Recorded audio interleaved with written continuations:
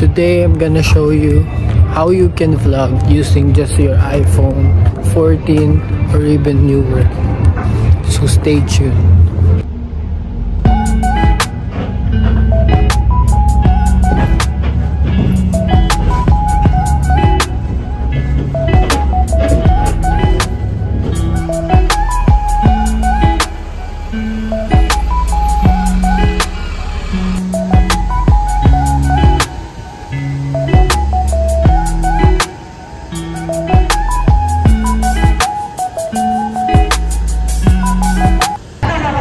Hi guys, so today I'm having my hoodie on because it's so cold out here. 16 degrees, freezing in the Middle East because today is like a Thursday night, and then just gonna play basketball with my friends. Just wanna relax a bit, enjoy, have fun, and just take the time off in the stressful work I usually do.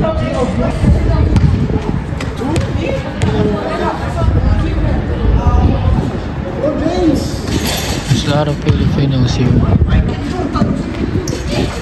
Just playing Discord now. So guys, ayun na nga, katapos ko lang mag-basketball. Pawis na pawis ako kahit 1 hour lang yung game namin. Naka 2 games ako. So ayan, dito na ako ngayon sa scooter ko. All the way to my home. And yun lang. This is how I end my day. Off day, Thursday. Today nasa work tayo. So quiet lang dapat tayo. Kasi maraming nag-work. Mga store pa tayo.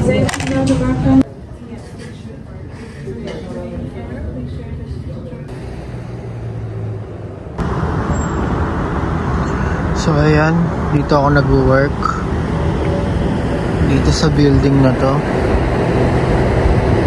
Napakalaki niya, napakataas. Ayan, sa tapat namin yung mosque.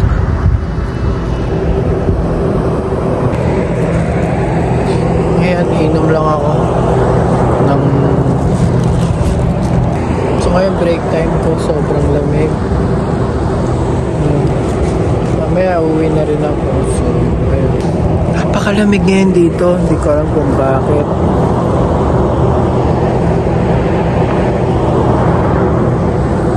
Actually, nag-vlog lang ako dito sa iPhone ko. So, hindi siya ganun ganyan. Cinematic mode. So, hinihintay ko lang matapos yung shift ko until 8 PM. Then uwi na ako.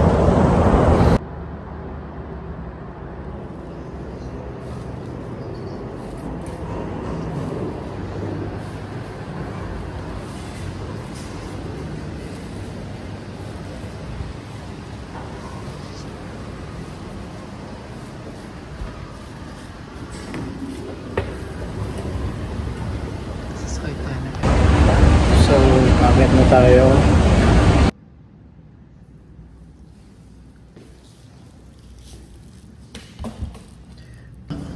Tumunog na. Hi.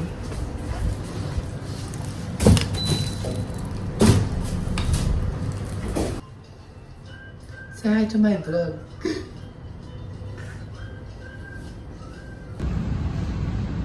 So, andito na po ako sa 19th floor. Doon po ako tatrabaho dyan sa loob. Di lang po ako pwede mag-vlog kasi baka alam nyo na.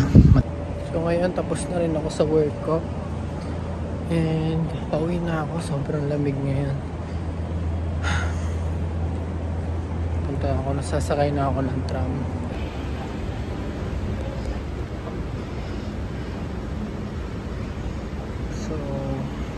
Tram, para siyang subway sa ibang bansa sa US.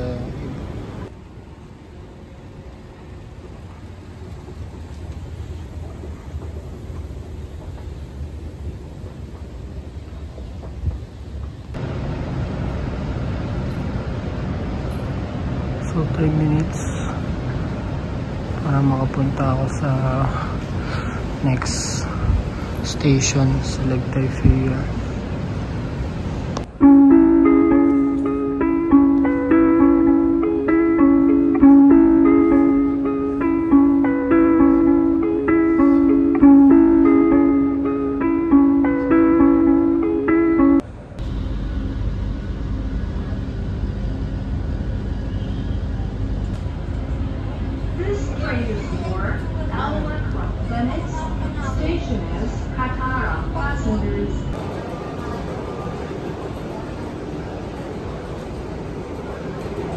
So ayun, lumipat tayo ng train kasi medyo malayo yung bahay namin. Sa Mansura po talaga ako pupunta.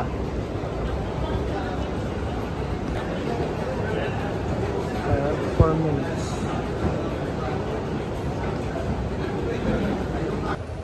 So ngayon, palabas na tayo ng metro.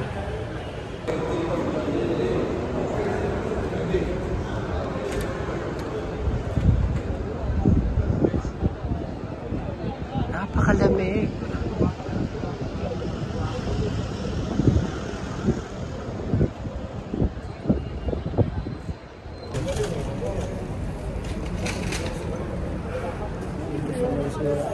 Medyo madaming tao. So, ang buhay dito sa Qatar ay simple lamang po. In English, life here in Qatar is simple.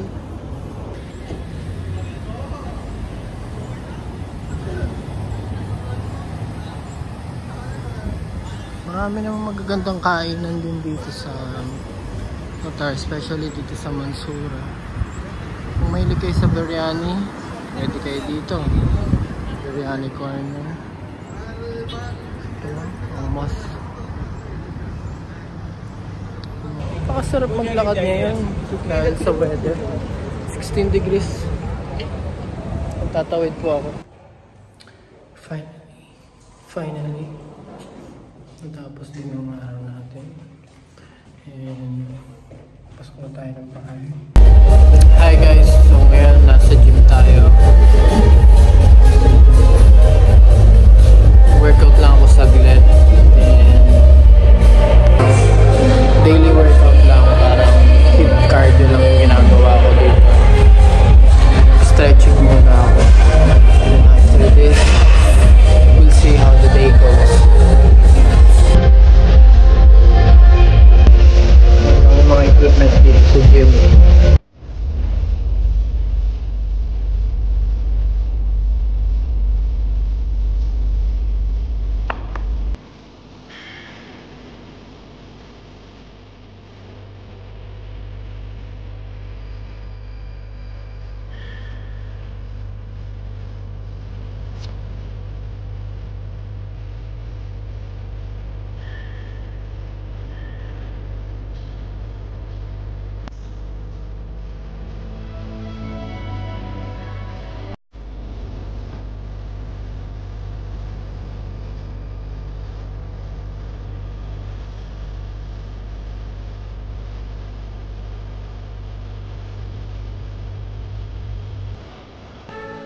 After workout,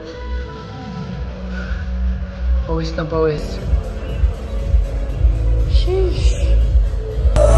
So, matapos ko lang guys yung gym.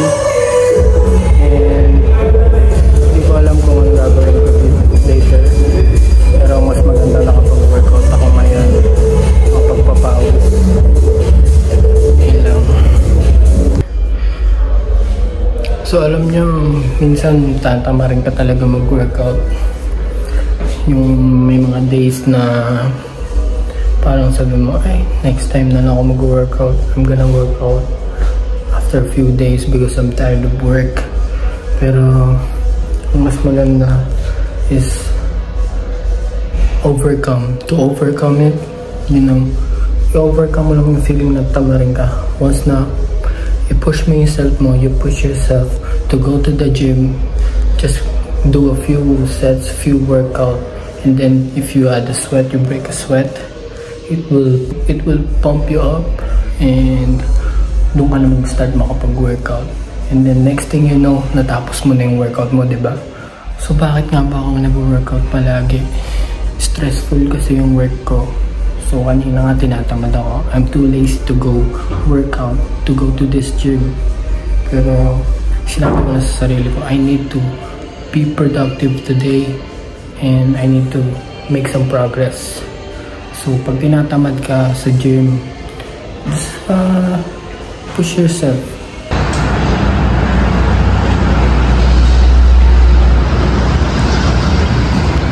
This is my scooter.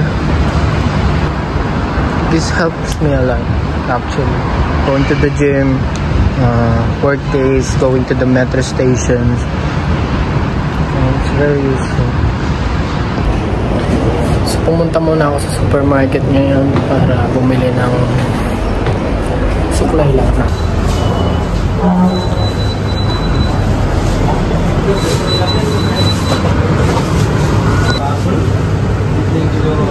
Bili lang ako ng suklay. Gusto ko lang naman din bili yung pamangkin ko ng ganito. So, paborito niya kasi itong push cups na to. Okay. Oh my God! This is my mom. Hi!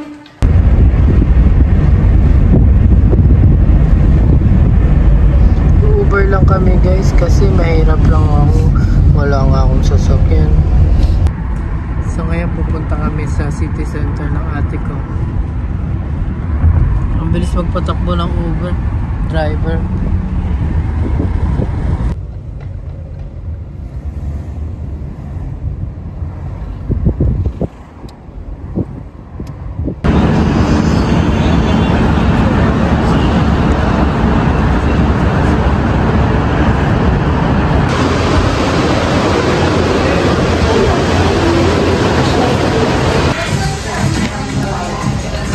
So guys, bagay ba?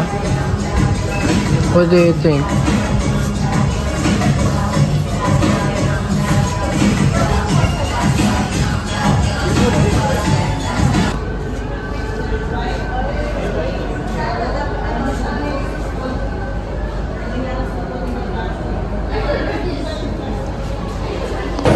So pauwi na po kami guys. We're going home. I just bought some Hardee's for my family there. And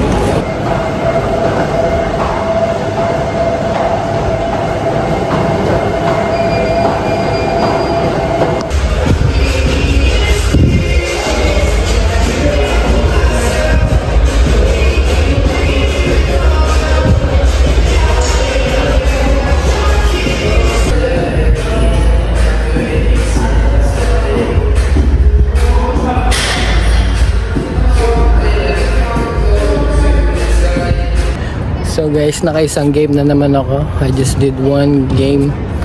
Again, Thursday night basketball. I just want to say thank you sa panonood. Thank you for watching all the way to my first ever day in the life on this channel. And I hope to post more videos during my stay here in Qatar.